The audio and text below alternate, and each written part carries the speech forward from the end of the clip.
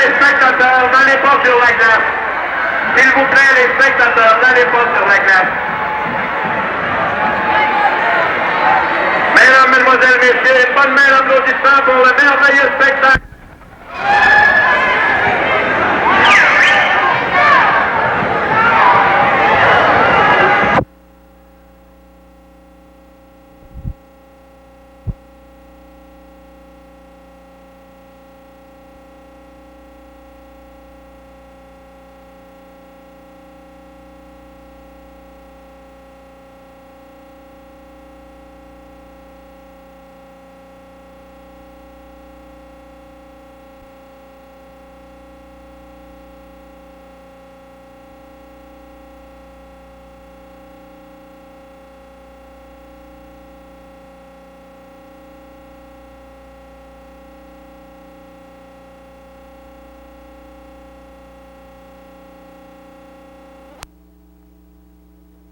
Il y a 700 élèves qui seront à Mistassini dans l'école de là. Il y en a à l'école Chanoine-Simard et l'école Jean Delvaux. Eh bien, la clientèle qui se dirigera aux professionnels à la même école qui sera l'école Jean Delvaux, proviendra de Mistassini et proviendra de Delvaux aussi. On exige un atelier, une superficie d'atelier qui est plus grand que lorsqu'on a un bassin de 2000 élèves ou moins. C'est là que la différence, c'est que le nombre d'espaces, de places élèves aux ateliers est supérieur. C'est-à-dire qu'on bâtit l'école en considérant le bassin d'étudiants qui en entoure? Oui. Tel qui a été convenu le printemps dernier. D'autres questions? Oui. Quels sont, M. Perron, les échéanciers pour Delvaux? Actuellement, vous aurez dans les prochains jours l'appel d'offres et les débuts de travaux au printemps, dès que la construction sera possible, probablement au début d'avril, pour être terminé au printemps 74. L'appel d'offres n'est pas ouvert encore. C'est une question de jour. Maintenant, M. le directeur général, je peux survenir d'autres changements d'ici là, où si toutes les modifications qu'on avait apportées ont été apportées. C'est définitif, le plan est définitivement accepté de la troisième étape? Oui. Oui. Oh, c'est rendu aux soumissions.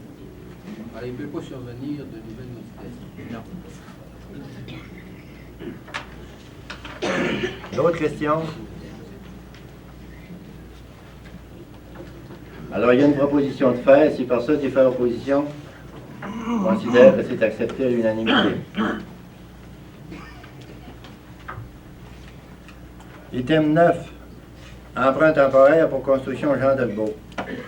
C'est suite à la résolution précédente, on a besoin d'un emprunt temporaire pour financer le début des travaux, d'environ les 3 premiers mois, un montant de 1 500 000 $, un taux n'excédant pas 8 %. Excellent pas, ça veut dire que vous êtes capable de payer un Paye 6, 6 écarts, 6,5. C'est pour éviter s'il y avait une variation dans les... On va en revenir sur... Ouais. Proposé par M. Lupien. C'est à l'unanimité. Item suivant, 10. Délimitation des comtés fédéraux. Suite à la réunion du comité exécutif du 10 janvier où M. Landreville avait demandé à la commission scolaire régionale de se pencher sur le problème de la délimitation des comtés fédéraux. À ce moment-là, M. Landreville avait suggéré qu'un représentant de la commission scolaire régionale soit délégué pour assister à la séance publique du 30 janvier qui se tiendra à Chicoutimi avec un mandat bien précis de la part des commissaires de la commission scolaire régionale Louis-Aymon, à savoir qu'on conserve les comptes existants ou qu'on accepte la modification proposée. Est-ce que les commissaires prennent position sur le problème?